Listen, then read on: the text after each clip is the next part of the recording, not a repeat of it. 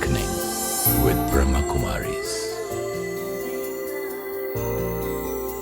ओम शांति। Awakening with Brahma Kumaris में आज फिर आप सबका स्वागत।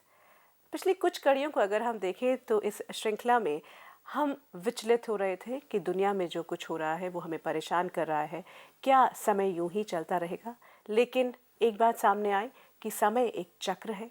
काल चक्र को हमने समझने की कोशिश की और ये भी जाना कि जो गुजर गया वो फिर लौटता है। 4 युग कहे जाते रहे हैं और किस तरह ये 4 युग काम करते हैं इनके बारे में जाना। कुछ और जानते हैं कि आगे आने वाला वक्त कैसा होगा और ये 4 युग किस तरह से काम करते आए हैं। बातचीत करने के लिए हर बार की तरह हमारे साथ है ब्रह्मा कुमारी सिस्टर शिवानी। ओम शांति। ओम शांति। सिस्टर शिवानी, हमने जो बात छोड़ी थी वो ये था कि चौथे युग में हम हैं और ये कब से सुन रहे थे कि कलह युग है या कल युग है और सतयुग से ये परंपरा, ये सिलसिला शुरू हुआ था।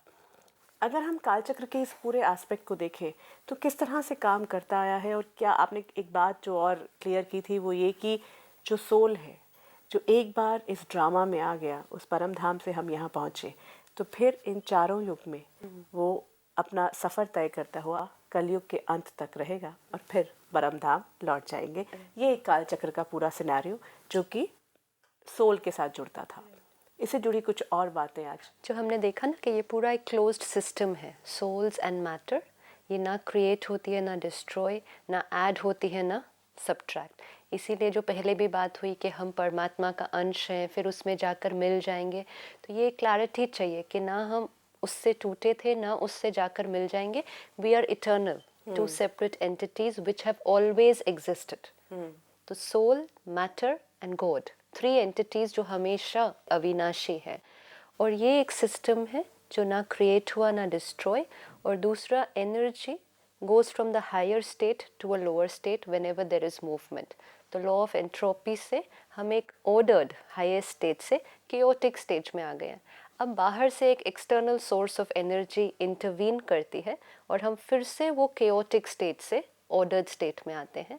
तो अभी अगर हम लॉ ऑफ एंट्रोपी को वर्ल्ड के व्यू पर देखें, आज के समाज के, तो जो हमारी वैल्यूज़ है, हमारे सारे प्रिंसिपल्स हैं, ये किस स्थिति में जाकर पहुंच गए? बिल्कुल केओटिक है। इट्स लाइक द मतलब रियल हम वर्ल्ड। थोड़ा साल पहले भी अगर जाएं तो काफ़ी ऑर्डर्ड स्टेज पे थे, लेकिन अब हम कहते हैं कि ये वैल्यूज़ काम नहीं करती। एंड इसीलिए लॉ ऑफ एंट्रोपी हमारे वैल्यू सिस्टम पर आज वर्क कर रहा है कि कहाँ एक संपूर्ण सत्यता के समय पे, और आज हम एक ऐसे समय पर आए हैं जो सत्यता दिखाई ही नहीं देती और हम सोचते हैं कि ये वर्क भी नहीं करती है। इतना हमारा वैल्यू सिस्टम गिर गया और अब हम इसको वापस वो ऑर्डर्ड स्टेट में लेके जाएंगे। तो जैसे सुबह, दोपहर, शाम, रात, spring, summer, autumn, winter, similarly on a bigger picture, the world drama is also divided into 4 stages: सतयुग, त्रेता युग, द्वापर युग, कलयुग। जैसे वो साइकिल रिपीट होता है, इटर्नल है, उसको हम कभी क्वेश्चन नहीं करते कि ये कब शुरू हुआ, ये कब खत्म होगा। उसी तरह ये बड़ा साइकिल भी, तो जैसे सतयुग था, ट्रैवल करते करते हम कलयुग में आए, अब कलयुग के बाद सतयुग में फिर से पहुंचना है। और उसके लिए होना क्या है कि ये एनर्जी और मैटर को फिर से वो केओटिक स्टेज से वापस वो ऑर्डर्ड स्टेज में आना है। और उसके लिए वो हायर सोर्स ऑफ एनर्जी, जो परमात्मा, जो स्वयं कभी उस हाई स्टेज से लो स्टेज में नहीं आते हैं क्योंकि वो शरीर नहीं लेते हैं। तो इसीलिए उनके अंदर वो पावर है, वो ऑलमाइटी है जो हमें वापस उस ऑर्डर्ड स्टेट में ला सकते हैं। That is our journey, that is our story and that is the way we have traveled। और एक जो हमने देखा कि एक बार जब हम स्टेज पर आते हैं, then we are on the stage till the Kalyug till finish. now the drama is going to change again and we are going to go back to the next because obvious This is one cycle. This is one cycle. सतयुग से लेके कलयुग तक का एक cycle है। एक cycle है। दोबारा वो साइकिल शुरू होने से पहले आपने कहा कि हम लौटेंगे। राइट, क्योंकि जब हम सतयुग में आएंगे तो कंप्लीट प्योर होंगे ना। तो इसको हम जैसे ये चारों युगों को देखें, लेकिन उससे पहले माइंड को बिल्कुल ओपन करके, क्योंकि हो सकता है हम में से कईयों के लिए ये एक बहुत नई बात होगी, या ये कोई ऐसी बात हो रही होगी जो लग रहा होगा you know how is this really possible. All that we need to do is sit silently for a few minutes right now and just look at yourself on the journey, because it's a journey, it's my story, and because it's my story, when I'm hearing it again, I will be able to reconnect to it. क्योंकि ये मैं इस यात्रा पर गुजरी हूँ, तो मैं जैसे ही उसको फिर से सुनूंगी तो मुझे कनेक्ट हो जाएगा कि ये कैसे होता है। तो अपने आप को उस आत्मा रूप में देखें, राइट? क्योंकि अब हम शरीर की कहानी नहीं है, ये आत्मा की स्टोरी है, और हम में से हर आत्मा उस पूरी यात्रा से गुजरी है, लेकिन मैं आत्मा उससे गुजरी हूँ। इसलिए सोल कॉन्शियसनेस पूरे ज्ञान की फाउंडेशन है। हर चीज सोल कॉन्शियसनेस से फिट हो जाती है। बॉडी सोचते हैं तो it's limited to this birth, but I the soul lot of births. पहले सबसे पहले मैं आत्मा कहाँ थी? परम धाम में। अपने आप को वहाँ देखिए। I, that's me, this is not me. तो मैं आत्मा, कंप्लीट प्योर, और मुझ आत्मा के अंदर मेरा सारा रोल तय था, रिकॉर्डेड है। ठीक है, we'll discuss that because it needs to be understood a little properly, but let's understand how it works. मुझ आत्मा के अंदर मेरा सारा रोल, मेरी सारी बेसिक स्क्रिप्ट, यस, ड्रामा है ना, हम सब एक्टर्स हैं, तो एक्टर्स जब स्टेज पर आएंगे तो एक्टर को स्क्रिप्ट पहले से ही पता होगा। अब एक्टर उस स्क्रिप्ट को कैसे परफॉर्म करता है, वो उस एक्टर की चॉइस है। Okay, wonderful. ये जो सारे युग हैं, ये पार्ट्स हो सकते हैं ना ड्रामा के? First part, second part, and now we come to the end part, right? इसीलिए इतनी थकावट और त्राही त्राही लगती है। लेकिन for a few moments let's not look at the end part, let's look at the beginning. Okay, है ना? that will be very beautiful. है ना? That will be I'm very heading towards beautiful. that Yeah. also, yeah. तो drama के last scene को न देखकर drama के फर्स्ट सीन को देखने की कोशिश करें, और सबसे पहले अपने आप को बैक स्टेज देखें। जब आप घर पे थे, you had still not come on this stage. तो मैं आत्मा, क्योंकि मैं आ रही हूँ, मैं एक्टर हूँ, मैं आत्मा उस परम धाम में कंप्लीट प्योर।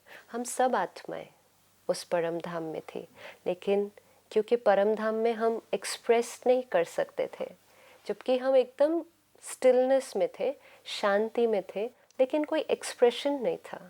कर्म में नहीं आ सकते थे, कुछ अनुभव नहीं कर सकते थे, संबंधों में भी नहीं आ रहे थे, तो कोई खुशी भी नहीं अनुभव हो सकती थी, क्योंकि we were in the stillness stage.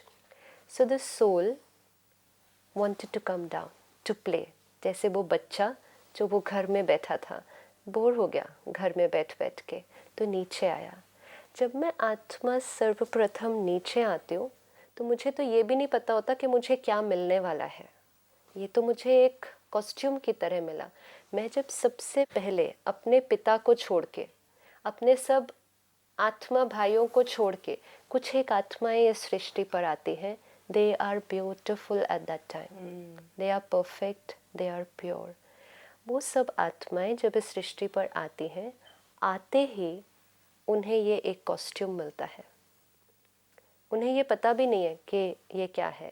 It's like I the master, and मुझे ये एक मशीन की तरह मिल गया है यूज़ करने के लिए, जैसे एक रोबोट, लेकिन एक बड़ा डिग्निफाइड रोबोट है, वो इतना मैकेनिकल रोबोट नहीं है। लेकिन मैं कौन हूँ? मैं बस ये एक स्टार हूँ जो बैठी हूँ और इस रोबोट के थ्रू काम करना शुरू करती हूँ। तो वो मैं कॉस्ट्यूम लेती हूँ, लेकिन जब मैं उस कॉस्ट्यूम के द्वारा कर्म करना शुरू करती हूँ, मुझे ये कंटिन्यूअस अवेयरनेस है कि मैं इसके थ्रू काम कर रही हूँ। It's like a toy that I have got to play on this field. क्योंकि ये टॉय के बिना ना हम एक दूसरे से बात नहीं कर सकते, हम एक्सप्रेस नहीं कर सकते। उस टाइम सृष्टि कैसी थी? Beautiful, perfect. एक्चुअली सारे 5 एलिमेंट्स ऑफ नेचर आपके लिए एक ब्यूटीफुल स्टेज तैयार करके रखते हैं। whether it's flowers, whether it's birds, whether it's animals, whether it's fruits, 100% pure. वो एक ऐसी दुनिया थी जिसको हम लॉजिकली तो अभी सोच भी नहीं सकते हैं। तो वो दुनिया है, और जहाँ मैं आत्मा कंप्लीट सतो प्रधान, कंप्लीट प्योर, तो शरीर भी कैसा होगा? Very beautiful, I think perfect. Perfect. तो शरीर में कोई डिफेक्ट नहीं हो सकता, कंप्लीट परफेक्ट शरीर। Soul conscious 100%। खुशी सुख बाहर से नहीं मिलने वाला है, मैं ही हूँ। उल्टा मैं अपने थ्रू वो खुशी और सुख एक्सप्रेस करती हूँ। मुझे मैटर से, जड़ चीज़ों से, जो सेंशुअल प्लेजर है वो नहीं चाहिए, मेरे थ्रू वो एक्सप्रेस होता है। रिलेशनशिप्स कैसे होंगे? बहुत सुंदर होंगे। Everything will be bye it's natural law. आपको पुलिस कोर्ट ऐसी कोई कॉन्सेप्ट ही नहीं हो सकता उस दुनिया के अंदर। कोई बीमार नहीं होगा तो कोई डॉक्टर नहीं होंगे। साइंस एंड टेक्नोलॉजी होगी लेकिन इट विल बी परफेक्ट। वो ऐसी साइंस एंड टेक्नोलॉजी होगी जो पोल्यूशन नहीं क्रिएट करेगी, जिससे डिस्ट्रक्शन नहीं होगा। दुख का नामो निशान नहीं है, नॉट इवन अ ट्रेस। मतलब जिसको हम कहेंगे दुख क्या होता है, द सोल वुडंट नो। मृत्यु का भी कोई भय नहीं, कोई डर नहीं और कोई दुख नहीं। ये दुनिया जो सतयुग की दुनिया होगी, यहाँ कोई मतभेद नहीं हो सकता। तो एक राजा होगा, एक भाषा होगी, एक धर्म होगा, और वो धर्म होगा सत्यता का धर्म। कुछ असत्य नहीं हो सकता। भाषा कैसी होगी? स्नेह की भाषा। कोई ड्युअलिटी नहीं होगी किसी भी चीज में, सब कुछ एक राज्य, एक धर्म, एक मत। जो आत्माएं होंगी इनको हम डिवाइन सोल्स या दिव्य आत्मा कहते हैं, जिनके लिए हम आज दिन तक महिमा करते आए कि 16 कला संपूर्ण, 16 कला संपूर्ण, संपूर्ण निर्विकारी, अहिंसा परमो धर्म, वो आत्माएं होंगी। अब पहला शरीर लिया, कर्म करना शुरू किया, इम्प्रेशन बनना शुरू हो गया। 150 वर्ष पूरे हुए, एक शरीर छोड़ा, दूसरा लिया, समय बीत रहा है। लेकिन अभी भी क्योंकि बैटरी फुल्ली चार्ज्ड है ना, तो धीरे धीरे जैसे जैसे ये समय बीतता जाता है, हम सतयुग से निकलते निकलते त्रेता युग में आ जाते हैं। त्रेता युग भी सतयुग की तरह ही है, बहुत ही सुंदर दुनिया, कोई बहुत ज़्यादा फर्क नहीं पड़ता। लेकिन जैसे कहते हैं ना, एकदम नया मकान और फिर थोड़ा सा पुराना मकान, उतनी ही प्योरिटी, उतनी ही पीस, उतनी ही हैप्पीनेस, लेकिन थोड़ी सी जैसे डलनेस आ जाती है। इसीलिए जहाँ सतयुग में हम कहते हैं 16 कला संपूर्ण, त्रेता युग में हम कहते हैं 14 कला, कि थोड़ी सी कला कम हो जाती है, बाकी कोई बहुत ज़्यादा वेरिएशन नहीं आएगा। थोड़ा सा डलनेस आ जाएगी। क्यों? क्योंकि जैसे जैसे वो आत्माएं कॉस्ट्यूम चेंज कर रही हैं, साथ साथ नई आत्माएं भी आ रही हैं, और आत्माएं भी आ रही हैं, तो पॉपुलेशन धीरे धीरे बढ़ना शुरू हो गया। तो त्रेता युग में पॉपुलेशन भी धीरे धीरे बढ़ता जाता है, सतयुग में भी बढ़ता जाता है, लेकिन फिर त्रेता युग में और बढ़ता जाता है। तो क्या होगा? रिसोर्सेज तो उतने ही है, लेकिन पॉपुलेशन थोड़ी सी बढ़ गई है, तो इसीलिए थोड़ा सा फर्क उसमें आ जाएगा। लेकिन अभी भी हम सोल कॉन्शियस हैं, अभी भी हम सोल कॉन्शियस हैं। और जब तक हम त्रेता युग के एंड तक पहुंचते हैं, जिसको हम कहेंगे ड्रामा का हाफ ड्रामा, ये पूरा हो जाता है। जो आपने टाइम पीरियड की बात की, तो सतयुग, क्योंकि निराकार परमात्मा हमें ये सारी नॉलेज देते हैं, तो वो हमें एक्यूरेट सारा पीरियड भी बता देते हैं कि सतयुग की ड्यूरेशन 1250 वर्ष, ठीक है, right from the beginning. Of course there is no fixed थी कि अभी ये वेरिएशन शुरू हो गया, बट अप्रोक्सीमेटली 1250 वर्ष। त्रेता युग की भी 1250 वर्ष। तो सतयुग एंड त्रेता युग दोनों मिला के 2500 वर्ष हम इस स्टेज पर खेल रहे हैं, अपना पाठ बजा रहे हैं, और सोल वही चलती जा रही है और साथ साथ और भी आती जा रही है, क्योंकि वो बढ़ती जा रही है पॉपुलेशन तो बढ़ती जाएगी, और सब आत्माएं जो स्टेज पर है वो तो ज्वाइन करती जाएंगी ना, एंड नोबडी गोज बैक। तो इसलिए effectively population of the world will continuously increasing. अब सतयुग और त्रेता युग में कोई दुख नहीं, कोई अशांति नहीं, तो परमात्मा को याद नहीं करते, जरूरत नहीं है, कोई जरूरत नहीं थी, क्योंकि दुख ही नहीं था, तो परमात्मा को याद नहीं करते, तो कोई मंदिर मस्जिद गुरुद्वारे नहीं, कोई धर्म नहीं, बस सत्यता का धर्म, and everybody living like in unity. अब धीरे धीरे, क्योंकि आत्मा ने कितने सारे शरीर अभी तक ऑलरेडी बदल दिए, ये जो 2500 वर्ष का पीरियड है, इसको हम कहते हैं पैराडाइज, स्वर्ग, स्वर्ग, heaven, heaven, garden of Eden, garden of Allah. ये है वो जिसको आज दिन तक हम याद करते आए, वेयर एवरीथिंग वाज परफेक्ट. ये वो दुनिया है जिसको हम कहते हैं देव आत्माओं की दुनिया, डिवाइन सोल्स, वो देवी देवताएं जिनको हम आज दिन तक भी याद करते हैं. जहाँ तक पॉपुलेशन पहुँचती है by the end of Treta युग, तो पॉपुलेशन रीचेस 33 करोड़. और इसीलिए आज दिन तक गायन है 33 करोड़ देवी देवताएं. क्यों, कौन है वो 33 करोड़ देवी देवताएं? The entire population of the world. क्योंकि they were all deities, they were all divine souls, and the population was 33 crores. So 33 crores divine souls, the end of Treta Yuga. Who lived in with the awareness that who they are. Who they are. They were conscious absolutely that this is who I am, I'm using this body. So no consciousness of the body. बिल्कुल वो जैसे clarity थी. लेकिन बहुत सारे births लेते आए हैं ना, अब धीरे धीरे इस बॉडी के साथ अटैचमेंट बढ़ता जाता है. जैसे कोई चीज़ अगर बहुत समय तक पहने रखो, तो थोड़े टाइम के बाद, जैसे रिंग पहनी है, शुरू में पहनी है तो अवेयरनेस है कि ये मैं हूँ, ये मैंने पहनी है. थोड़े टाइम के बाद ऐसे लगता है कि वो तो एक बॉडी का हिस्सा ही है.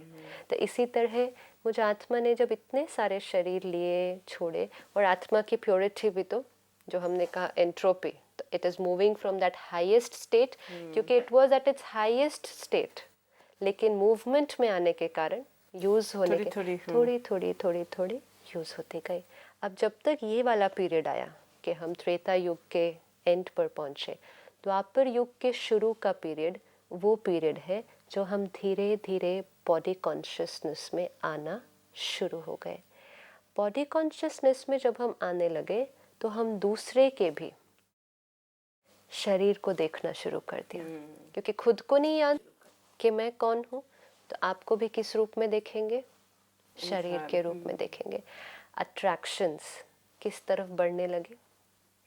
फिजिकल, यू नो, क्योंकि वो इंटरनल पीस क्या थी, इंटरनल प्योरिटी क्या थी, अब पता नहीं है. तो अब मेरा ध्यान बाहर की तरफ जाने लगा. पहले ये हो रहा था कि मेरी क्वालिटी का प्रभाव मैटर पर पड़ता था. अब होने लगा कि मैटर का प्रभाव धीरे धीरे मुझ पर पड़ने लग गया. और जब अब वो स्टेज आई कि मुझे खुशी बाहर से मिलने लगी, सुख बाहर से मिलने लगा, लोगों से चाहिए, कोई वस्तु से चाहिए, क्योंकि धीरे धीरे मुझे ये भूल गया कि मैं आत्मा हूँ. सो द्वापर युग इज द स्टेज कि हम सोल कॉन्शियसनेस से बिगिनिंग ऑफ बॉडी कॉन्शियसनेस में आ गए कि मैं शरीर हूँ और शरीर ही सब कुछ करती है. तो धीरे धीरे जैसे ही बॉडी कॉन्शियसनेस में आए, तो attachment to a wrong image, ego की जो बात हमने की थी, और जहाँ ईगो आएगी वहाँ सारी जो चीज़ें शुरू होनी शुरू, सारे वाइसेस, काम, क्रोध, लोभ, मोह, अहंकार, ईर्ष्या, द्वेष, धीरे धीरे धीरे, ऐसे नहीं कि एकदम से सारा आ जाता है. It comes very slowly. जैसे हम लोग एक बार बात कर रहे थे कि अगर हम प्योर थे तो फिर हम ऐसे क्यों हो गए. जब हमें पता है कि हम अपना बेस्ट पार्ट इस ड्रामा में प्ले करने वाले हैं, तो हम गलतियाँ क्यों करते हैं. It starts little bye little ना. फर्स्ट टाइम बॉडी कॉन्शियसनेस में थे, जो मैं आत्मा इस मशीन के थ्रू काम कर रही थी, धीरे धीरे मैं अंदर सो गई, और इस मशीन ने मेरे ऊपर टेक ओवर कर लिया. मैं अंदर सोई पड़ी हूँ. अब ये मशीन अपने आप ही ऑटोमेटिक, यू नो, और इसमें आनंद आने लग गया ना एक्चुअली. तो मुझे अब अवेयरनेस ही नहीं है ना. I am sleeping inside and this has taken over me. अब धीरे धीरे I start getting attracted to the physical form. Those thoughts will start coming to me. मैं आपसे ज़्यादा स्मार्ट हूँ. This must have been one thought which must have come to somebody. First arrogance, अहंकार. अभी तक हम सब इक्वल थे, क्योंकि वो source of light, point of light conscious में, सोल कॉन्शियसनेस में इक्वल थे. लेकिन जैसे ही कॉस्ट्यूम को देखना शुरू किया, जैसे अब हम साड़ी को देखें, तो आप कह सकते हैं my sari is more beautiful than me, क्योंकि इक्वल नहीं है, आपकी डिफरेंट मेरी डिफरेंट। तो इसी तरह फिजिकल फॉर्म को देखा, first thought must have come to one soul, you know, so subtle है वो, कैसे शुरू होता है। First thought, I am more beautiful than you. Second thought, I can become better than you. Competition, jealousy, I should have what you have. I should have what you have. अब उसके बाद, if you don't give it to me, I'll take it. I will take it.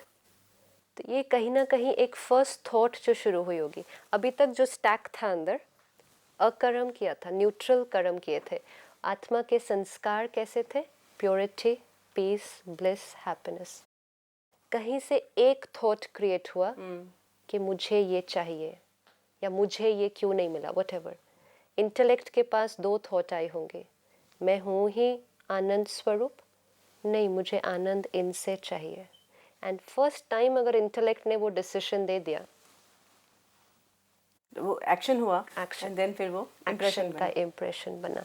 पहला impression बना होगा क्रोध का, या ईर्ष्या का, या अहंग। ये पहले इम्प्रेशंस बनने शुरू हुए होंगे, और यहाँ से हम कहेंगे कि हम विक्रम करना शुरू कर देते तो हैं। द्वापर युग से हमारा असली में देखा जाए अगर, तो कार्मिक जो लॉ था, हाँ। वो वो शुरू हो Absolutely. लागू होना इसीलिए विक्रम वहीं से शुरू होता है।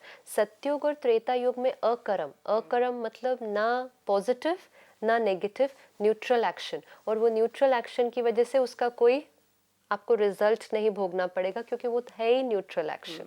लेकिन द्वापर युग देखो, द्वापुर मतलब जहाँ से दो पुर शुरू हो जाते हैं, ड्युअलिटी शुरू हो जाते हैं। ये डिसीजन लेने के लिए, इंटेलेक्ट का decision. Wow, this is the first stage जहाँ से कॉन्फ्लिक्ट शुरू होता है अंदर। This is the first stage जहाँ से अंदर आएगा सही क्या है, गलत क्या which है, way to take, which way to. good।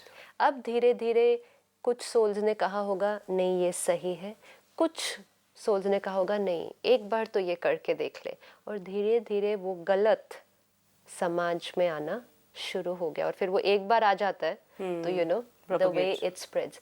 लेकिन ड्युअलिटी यहाँ से शुरू हो जाएगी। सेंशुअल प्लेजर कि हमें बाहर से चाहिए, वो यहाँ से शुरू हो जाएगा। अभी तक नथिंग। इंद्रिय सुख की जो बात इंद्रिय की सुख, जाती है। हाँ, अभी तक अति इंद्रिय सुख था कि इंद्रियों का सुख नहीं था। अभी इंद्रियों से सुख मिलना शुरू हो जाएगा। जहाँ ये ड्युअलिटी आ गई, सही और गलत, तो वहाँ विक्रम शुरू हो गया। और जहाँ ये कर्म करना हमने शुरू किया, तो इसका इम्प्रेशन बनना शुरू हुआ। भोगना, जो एनर्जी आप बाहर भेजेंगे वही एनर्जी वापस आपको मिलेगी। तो यहाँ से दैट ट्रेस ऑफ दुख, अशांति, वो धीरे धीरे, बहुत कम लेकिन धीरे धीरे ये शुरू हो जाती क्योंकि है। अभी हमारी बैटरी बिल्कुल चार्ज थी। इसीलिए वी नीड टू अंडरस्टैंड कि सारे जो गिरावट थी वो कहाँ शुरू हुई, बॉडी कॉन्शियसनेस में जब आ गए। तो तभी ये कहा जाता है कि अटैचमेंट जो है वो सबसे डिटैच होके ही जिंदगी जी जाए तो बेहतर है। जो आपने उस टाइम भी कहा ना कि ये जो आज दिन तक हम शास्त्रों में सुनते आए कि Adam and ewe they at the forbidden Apple, तो वो कोई स्थूल एप्पल नहीं था जिसको खाना मना था और उसको खाने से आप उस तरह से गिरावट में आ जाते। लेकिन वो ये attachment, It's a thought actually. It's that thought. And उनको जो मना किया गया था उन्होंने वो ही करना शुरू कर दिया। तो परमात्मा ने भी जब हमें सृष्टि पर आए तो वी वर वेरी प्योर, हमने इस कॉस्ट्यूम को ठीक से यूज करना शुरू किया। लेकिन धीरे धीरे धीरे हम खुद को भूलने लग गए। स्लीपिंग स्टार्टेड, जो अभी हम अवेकनिंग कर रहे हैं, लेकिन वो द्वापर युग के शुरू से सोना हमने शुरू किया। खुद को भी भूल गए थे, उसको भी भूल गए थे। तो कहीं ना कहीं वो गलत डिसीजन, इंटेलेक्ट कमज़ोर होने शुरू हो गई, सही और गलत के बीच में वो पहचान नहीं करी। और जहाँ दुख होने शुरू हुए वहाँ हमने उसको फिर याद करना शुरू किया। Okay. क्योंकि सत्युग त्रेता युग में परमात्मा की जरूरत नहीं है।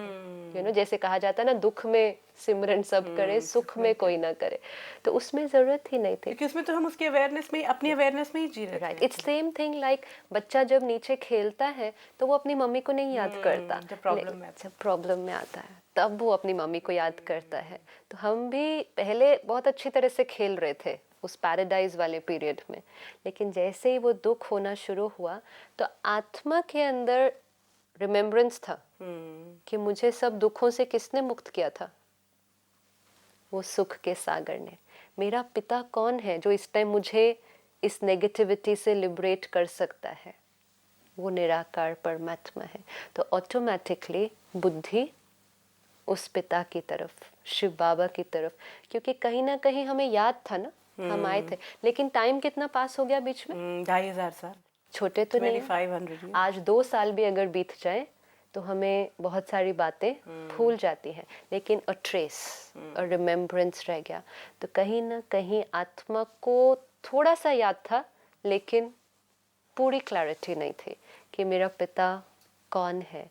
लेकिन कहीं ना कहीं उस दुख में मैंने अपने पिता को याद करना शुरू कर दिया, और वहाँ से फिर रिलीजन स्टार्ट हो जाता है। अभी तक एक रिलीजन, एक धर्म, एक राज्य, एक मत, कोई डिवालिटी नहीं। ये कमजोर होता मानव द्वापर युग में, फिर धर्म की स्थापना हुई। कैसे ये सफर आगे बढ़ा, क्योंकि आधी जर्नी हमने अपनी देखी। 2500 साल हमने इस पूरे साइकिल के साथ जिए। अभी आगे 2500 साल क्या कुछ और अनफोल्ड होगा इस ड्रामा में, इसके बारे में बात करेंगे। आज की बातचीत के लिए आपका बहुत बहुत शुक्रिया। ओम शांति। ओम शांति। समय का चक्र, काल चक्र किस तरह से हमारे सामने अनफोल्ड हो रहा है। जब हमने पूरी श्रृंखला शुरू की थी तब भी हमने कहा था कि हो सकता है कई बार मन में डाउट्स आए, कई बार ये लगे कि क्या ये सही है, क्या ये हो सकता है, और तब हम उसे तर्क का जो बैलेंस है, तर्क की कसौटी पर खंगालेंगे। और फिर अगर हमें लगेगा कि हाँ ये मैं महसूस कर पा रहा हूँ, ये मैं अनुभव कर पा रही हूँ, तब हम आगे बढ़ते जाएंगे।